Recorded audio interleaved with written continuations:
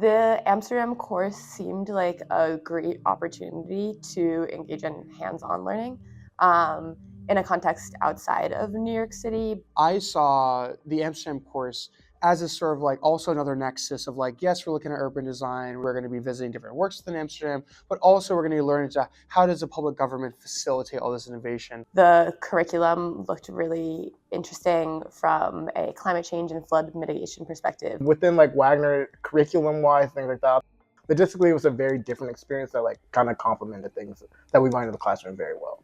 As someone that wants to be a public servant in New York, I would love to like learn from other like practitioners in public policy and civil engineers, et cetera, how they are kind of organizing and funding this work and like facilitating more of it.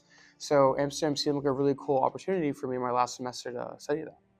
There's nothing like hands-on learning, I think. We packed so much into 1 week. I'm amazed with how much we covered. Actually going to like an institute in Amsterdam that does this sort of research and meeting with public servants and startup innovators and professors and lecturers and like hearing their perspectives as like lived experience and like concrete projects that they're working on not only really grounds the work that they do, it also made me much more critical of like, well, what are the gaps between New York and Amsterdam in a much like I think deeper and resonant sense than I could ever do by like just reading a case study article. There's so much to learn from different cultures, especially when it comes to planning, because planning in essence is doing things, just like trying things out and hoping for the best. So it's so nice to like riff ideas off of other people, other cultures that have tried things and just like see where we can implement them. A specific memory I have that I really enjoyed was we took a day trip to Zealand and we saw the Delta Works.